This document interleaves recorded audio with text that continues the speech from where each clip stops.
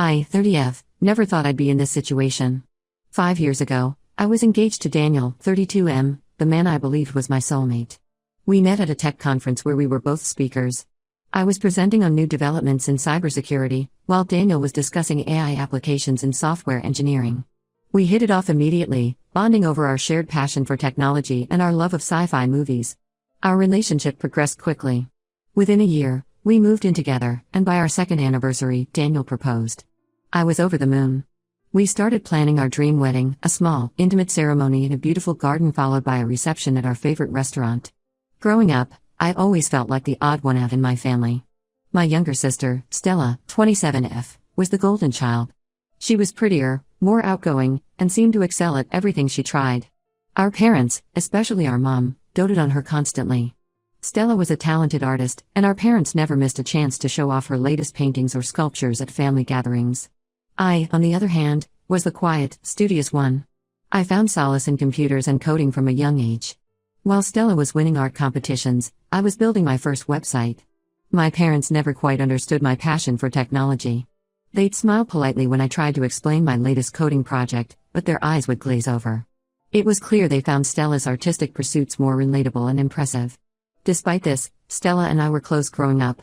We shared a room until I left for college, and she was always there to lend an ear when I needed to talk. When I came out as bisexual in high school, Stella was my biggest supporter, standing up for me when our more conservative relatives made insensitive comments. Our relationship changed when Stella left for art school in Europe. We drifted apart, our conversations becoming less frequent and more superficial. I focused on building my career as a software engineer, climbing the ranks at a prestigious tech firm. When I met Daniel, I finally felt like I had something special that was just mine. Stella returned from Europe just as Daniel and I were deep into wedding planning. She'd finished her degree and was looking to start her career as an art curator. Our parents threw a big welcome home party for her, inviting the entire extended family. It was at this party that Stella met Daniel for the first time. They hit it off immediately, bonding over their shared love of modern art. Daniel had minored in art history in college, something I'd always found endearing but couldn't really relate to. I was happy they got along, thinking it would make family gatherings easier. They started spending more time together, with Stella asking Daniel for career advice since he had connections in the art world through his tech projects with museums. I didn't think much of it at first. I trusted Daniel completely, and despite our differences, I never thought Stella would betray me like that. I was busy with work, leading a major project that had me working late most nights. Daniel was supportive, often bringing me dinner at the office and listening patiently as I vented about work stress. About 3 months before our wedding, I started noticing changes in Daniel's behavior. He became distant and was always on his phone, smiling at texts. When I asked, he'd brush it off as work stress or wedding planning anxiety. I believed him, focused on my project at work and trying to finalize the last details of our wedding. One night, I finished my project earlier than expected and decided to surprise Daniel with takeout from our favorite restaurant. I picked up his favorite dish, spicy tuna rolls and tempura, and headed home, excited to spend a quiet evening together after weeks of barely seeing each other. When I opened the door to our apartment, I heard laughter coming from our bedroom. Thinking Daniel was watching a funny video, I walked in, still holding the takeout bags. What I saw made me drop them in shock. Daniel and Stella were in our bed, tangled in the sheets I had picked out when we first moved in together. The world stopped. I couldn't breathe. They both jumped up, trying to explain, but I just turned and walked out. I got in my car and drove, not knowing where I was going. I ended up at a park where Daniel and I used to have picnics. I sat there for hours, trying to process what I had seen. The next few days were a blur. Daniel kept calling and texting, begging for forgiveness. He said it was a mistake, that he still loved me and wanted to marry me. Stella showed up at my apartment crying, saying it was a moment of weakness and she was sorry. I couldn't look at either of them. I told Daniel the wedding was off and blocked both their numbers. The worst part was my family's reaction. Instead of supporting me, they tried to convince me to forgive them. My mom said I should be happy for Stella finding love, that Daniel was clearly meant to be part of our family one way or another. She suggested that maybe this was for the best, as Stella and Daniel had more in common anyway. My dad was a bit more sympathetic, but still suggested I was overreacting. He said these things happen and that holding on to anger would only hurt me in the long run. He shared a story about how his brother had dated his wife before they got together, as if that was at all comparable to my situation. Only my older brother, Nate, 33M, stood by me. He was disgusted by what Stella and Daniel had done. Nate had always been my protector growing up, stepping in when kids at school bullied me for being the computer nerd. Now, he was the only one in my family who seemed to understand the depth of this betrayal. I took a leave of absence from work and spent a month at Nate's place, trying to piece myself back together. Nate's wife, Lisa, was incredibly supportive. She'd make me tea and sit with me for hours as I cried, never pushing me to talk but always ready to listen when I needed to vent. When I returned to work, I threw myself into my projects. I took on extra assignments, working nights and weekends.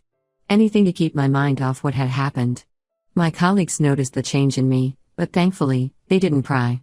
A few months after I returned, I found out through office gossip that Daniel and Stella were officially dating. They had been spotted at a local art gallery opening, looking very much in love. The news reopened wounds I thought had started to heal. I focused on my work and started rebuilding my life, determined to move past the betrayal. I joined a support group for people who had been cheated on, which helped me process my feelings. I also started taking kickboxing classes, finding the physical outlet therapeutic. Now, 2 years later, I've received an invitation to Stella and Daniel's wedding. The invitation was cream-colored with gold lettering, sickeningly elegant. My parents called me as soon as they knew I'd received it, insisting I attend to put the past behind us. They're calling it a family reunion and say it's time to let bygones be bygones. They don't understand why I'm still upset. My mom says I'm being selfish for not wanting to celebrate my sister's happiness. She keeps bringing up how I should be grateful that Stella found my Daniel for me, as if she did me a favor by revealing his true character before we got married. I told them I won't be attending. I can't stand the thought of watching the man I love marry my sister. The idea of seeing them exchange vows, knowing that they betrayed me, makes me physically ill. I've worked hard to move on with my life, and I'm worried that attending this wedding will undo all of that progress. My parents are furious. They're threatening to cut me off if I don't show up. My mom dramatically said I was tearing the family apart and needed to grow up. My dad, in a rare moment of assertiveness, said he wouldn't pay for my cousin's upcoming wedding if I didn't attend Stella's. I'm financially independent, so these threats don't hold much weight, but it still hurts to hear them. Even Nate, who initially supported me, is now saying maybe I should consider going for the sake of family peace. He says he understands my feelings but thinks that attending the wedding might help me find closure. I appreciate his concern, but I don't think he fully grasps how difficult this is for me. I feel like I'm going crazy. The constant pressure from my family is making me question my decision. Am I really the asshole for not wanting to attend this wedding? Should I suck it up and go for the sake of family harmony? Or am I justified in staying away from people who hurt me so deeply? I could use some outside perspective here. Am I being unreasonable, or is my family asking too much of me? Update 1. Hey everyone, I'm back with an update. First, I want to thank all of you for your supportive comments. They really helped me stay strong in my decision not to attend the wedding. Your words of encouragement reminded me that it's okay to prioritize my own emotional well-being. After my last post, things escalated pretty quickly. My parents doubled down on their efforts to get me to attend the wedding. They started calling me daily, leaving long voicemails about family duty and forgiveness. My mom even went as far as to email my boss, asking him to give me time off for a family emergency, the emergency being my absence from Stella's wedding. Thankfully, my boss is understanding and didn't pry into my personal affairs. The pressure wasn't just coming from my immediate family. Extended relatives started reaching out too. My Aunt Susan, who I've always been close to, called to reminisce about how Stella and I used to play wedding as kids, dressing up in her old clothes. She thought this anecdote would somehow convince me to attend the real wedding. My cousin Jake, who's getting married next year, texted to say he'd be really hurt if I didn't come to Stella's wedding, as it might mean I wouldn't come to his either. It felt like emotional blackmail from all sides. Then, about a week ago, I received a text from Stella. She said she wanted to meet up to talk things through before the wedding. Against my better judgment, I agreed. We met at a neutral coffee shop, one I'd never been to before to avoid any painful memories. When Stella walked in, I was struck by how different she looked. Her hair was shorter, dyed a vibrant red that suited her artistic personality. She was wearing a flowing bohemian dress that showed off a small baby bump. My heart sank as I realized what this meant. Stella started by apologizing again for what happened with Daniel. She said they never meant to hurt me and that their relationship just happened. She talked about how they connected over art and shared dreams, things she claimed I could never understand. It felt like she was justifying their betrayal all over again. Then she dropped the bombshell: she's pregnant. She and Daniel are expecting a baby, due a few months after the wedding. She said she hoped this news would help me see that their relationship was meant to be and that I should be happy for them. Stella went on about how excited our parents are to be grandparents and how the baby would bring the family closer together. I was stunned. All the pain and anger I thought I'd dealt with came rushing back. The idea of Daniel having a child with my sister felt like a fresh betrayal. I told Stella that her pregnancy doesn't change anything. What she and Daniel did was a betrayal, and a baby doesn't erase that. I also made it clear that while I don't wish them ill, I have no desire to be part of their lives or their child's life. Stella got upset, accusing me of being selfish and denying my future niece or nephew a relationship with their aunt. She said I needed to let go of the past for the sake of the family. She even suggested that I might be the godmother, as if that would somehow make everything okay. I remained calm but firm, telling her that my decision was final. I explained that I've worked hard to rebuild my life and find happiness again, and that being involved in their lives would be detrimental to my mental health. I wished her well with her pregnancy and left, feeling both drained and relieved to have stood my ground. When I got home, my phone was blowing up with messages from my parents. Apparently, Stella had called them right after our meeting, crying about how unreasonable I was being. Now they're even more insistent that I attend the wedding, saying I need to be there to welcome the new addition to the family. My mom left a particularly hurtful voicemail, saying that my selfishness might deprive her grandchild of a loving aunt. I'm standing firm in my decision not to go, but the pressure is intense. Nate called me yesterday, saying he understands my position but thinks I should reconsider for the sake of family unity. He suggested I at least attend the ceremony to show support, even if I skip the reception. He means well, but I don't think he understands how painful it would be for me to watch Daniel marry Stella, pregnant with their child. The whole situation has brought up a lot of old insecurities. I find myself wondering if Daniel left me for Stella because she's more attractive or interesting. I know these thoughts aren't healthy, but it's hard not to compare myself to her, especially now that she's having his baby. I've started seeing a therapist to help me deal with all these emotions. It's been helpful to have a neutral party to talk to, someone who can help me process my feelings without judgment. My therapist has been supportive of my decision not to attend the wedding, reminding me that it's okay to set boundaries, even with family. Work has been my saving grace through all of this. I've thrown myself into a new project, developing a cybersecurity system for a major bank. The long hours and mental challenge have been a welcome distraction from the family drama. I'm feeling overwhelmed and conflicted. Part of me wants to cave just to stop the constant barrage from my family. But another part of me feels like attending would be a betrayal of myself. I've worked hard to rebuild my life and find happiness again, and I'm worried that going to this wedding will undo all of that progress. So, that's where things stand now. I'm still planning not to attend, but the family pressure is really getting to me. Any advice on how to handle this situation would be greatly appreciated. How do I stay strong in my decision while dealing with the guilt trips from my family? And how do I move forward knowing that Daniel and Stella will soon have a child, a permanent reminder of their betrayal? Thanks again for all your support. Update 2. Hey everyone, I'm back with another update. Things have taken an unexpected turn, and I'm still trying to process everything that's happened.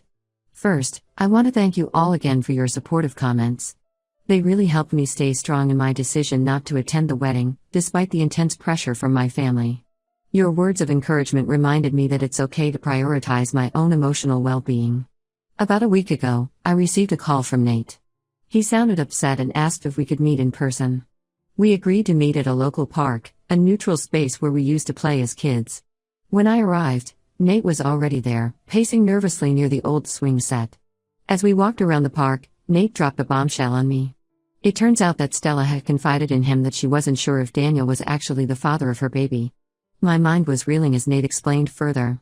Apparently, Stella had a brief fling with her ex-boyfriend, a fellow artist named David, around the same time she got together with Daniel. She hadn't told anyone about this, not even Daniel. Nate found out because he overheard Stella talking to her friend about it on the phone when he was helping her move some furniture. I was stunned. Part of me felt vindicated. This proved that Stella hadn't changed and was still as selfish and deceitful as ever.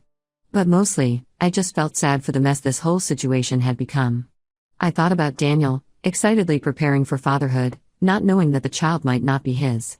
Nate was torn about what to do with this information. He felt Daniel had a right to know, but he also didn't want to cause more drama right before the wedding. He was worried about how it would affect our parents, especially our dad who had been having health issues lately. He asked for my advice, which put me in a really difficult position. I spent the next day thinking it over. I barely slept, tossing and turning as I weighed the pros and cons of revealing this information. On one hand, it wasn't my place to get involved in Stella's life anymore. On the other hand, Daniel deserved to know the truth, regardless of our history. After much deliberation, I decided that Daniel needed to know the truth. Despite everything that had happened between us, I couldn't let him potentially marry Stella and raise a child that might not be his without having all the facts. It felt like the right thing to do, even if it would cause more chaos in the short term. I asked Nate to give me Stella's number. I had blocked it years ago. With shaking hands, I dialed the number. Stella answered on the third ring, her voice cautious when she realized it was me. I cut straight to the chase, telling her what I knew about her fling with David. She gasped, then started crying, begging me not to say anything. I gave her an ultimatum. She had 24 hours to tell Daniel herself, or I would do it. Stella pleaded with me, saying it would ruin everything, but I stood firm. I told her that Daniel deserved to know the truth before the wedding, and that if she truly loved him, she would be honest with him. The next day, I received a flurry of angry messages from my parents. Apparently, Stella had told Daniel, and all hell had broken loose. The wedding was called off, and Daniel had moved out of their shared apartment. My mom's messages were particularly vitriolic, accusing me of deliberately sabotaging Stella's happiness out of jealousy. My dad, usually the calmer one, left a voicemail saying he was deeply disappointed in me. My parents blamed me for ruining Stella's life and accused me of being vindictive. They said I should have kept quiet and let Stella and Daniel be happy. I stood my ground, telling them that Daniel deserved to know the truth, regardless of my history with them. I reminded them that Stella was the one who chose to be unfaithful, both to me and now potentially to Daniel. Nate has been supportive throughout this whole ordeal. He agrees that we did the right thing, even though it's caused so much chaos in the family. He's been running interference with our parents, trying to get them to see reason. He reminded them of how they raised us to value honesty and integrity, and that by revealing the truth, we were living up to those values. As for me, I'm feeling a mix of emotions. I'm relieved that I don't have to deal with the pressure of the wedding anymore, but I'm also sad about the whole situation. Despite everything, Stella is still my sister, and it's hard to see her going through this, even if it's a result of her own actions. I can't help but wonder how different things might have been if she had made better choices. Daniel reached out to me yesterday. His voice was hoarse, and he sounded exhausted. He thanked me for telling him the truth and apologized again for what happened between us. He said he was getting a paternity test done and was re-evaluating his entire relationship with Stella. I appreciated his words, but I made it clear that while I don't hold any grudges, I'm not interested in rekindling our friendship. Too much has happened, and I need to prioritize my own healing. Stella hasn't contacted me directly, but I heard from Nate that she's staying with our parents. Apparently, she's devastated and claims that she was going to tell Daniel the truth after the wedding. I'm not sure I believe that, but it doesn't really matter now. My colleagues have noticed that I've been distracted lately. I finally confided in my team lead about what's been going on. She was incredibly understanding and offered to redistribute some of my workload if I needed time to deal with family issues. I'm grateful for her support, but for now, work remains a welcome distraction from all the drama. So, that's where things stand now. The wedding is off, my family is in chaos, and I'm trying to navigate this new reality. I'm planning to take some time for myself, maybe go on a solo trip to clear my head. I've always wanted to visit Japan, and now seems like as good a time as any to take that trip. I'm still processing everything that's happened and trying to figure out what it means for my relationships with my family moving forward. Part of me hopes that this situation will be a wake-up call for Stella and that she'll take responsibility for her actions. But another part of me is wary of getting my hopes up. Thank you all again for your support throughout this crazy journey. Your advice and encouragement have been invaluable. I'll update again if there are any significant developments, but for now, I'm focusing on taking care of myself and moving forward with my life. Update 3. Hi everyone, I'm back with what will probably be my final update on this situation. It's been a roller coaster few months, and I wanted to share where things have landed. First, the paternity test results came back. It turns out that Daniel is indeed the father of Stella's baby. This news brought a whole new wave of drama to the family. Stella and Daniel are cautiously trying to work things out, but their relationship is understandably strained. They're attending couples counseling, but from what Nate has told me, it's been a difficult process. My parents have done a complete 180. They're now furious with Stella for almost ruining things with Daniel and potentially denying them their grandchild. It's been strange to watch them suddenly shift their golden child status away from Stella. My mom, who was Stella's biggest defender, now barely speaks to her. My dad, always the more pragmatic one, is trying to mediate between everyone, but it's clear he's deeply disappointed in Stella. As for me, I've maintained my distance from the whole situation. I took that solo trip I mentioned in my last update, 2 weeks in Japan. I visited ancient temples in Kyoto, hiked Mount Fuji, and spent nights in Tokyo's bustling Shibuya district. It was exactly what I needed to clear my head and gain some perspective. The trip gave me time to reflect on everything that's happened over the past few years. I realized that while the betrayal still hurts, I'm no longer angry. Instead, I feel a sense of sadness for what could have been, but also gratitude for the lessons I've learned about self-worth and the importance of surrounding myself with people who truly care about me. When I returned, I had a long talk with Nate. He's been my rock throughout this whole ordeal, and I realized I needed to make some changes to protect my own peace of mind. I decided to move to a new city for a fresh start. I found a great job opportunity in Seattle, leading a cybersecurity team for a major tech company. I'm excited about this new chapter in my life. I told my family about my decision to move. As expected, their reactions were mixed. My parents were upset, accusing me of abandoning the family when Stella and Daniel need support. I calmly explained that I needed to do what was best for me, and that meant putting some physical distance between us. Nate understood completely and has already planned a visit once I'm settled. Stella reached out to me before I left. We met for coffee, and it was complicated. She apologized again for everything that had happened and said she understood why I needed to leave. She looked tired and subdued, a far cry from the vibrant, confident sister I remembered. It was a bittersweet conversation. While I appreciated her words, too much has happened for us to ever have the close relationship we once had. I wished her well with the baby and her attempts to rebuild her relationship with Daniel, but made it clear that I needed space to heal. Daniel also contacted me to wish me well in my new job. He expressed regret for how things had turned out and said he hoped I found happiness in my new home. I thanked him politely but kept things brief. Like with Stella, too much has happened for us to ever be friends again. Nate is the only one I plan to stay in regular contact with. He's been supportive of my decision to move and has promised to visit once I'm settled. We've already planned a hiking trip in the Pacific Northwest for next summer.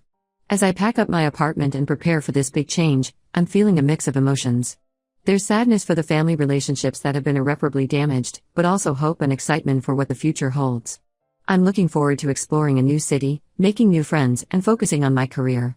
This whole experience has taught me a lot about setting boundaries, standing up for myself, and the importance of surrounding myself with people who truly have my best interests at heart.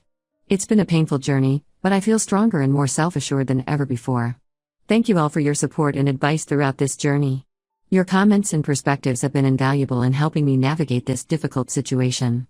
Here's to new beginnings and a drama-free future.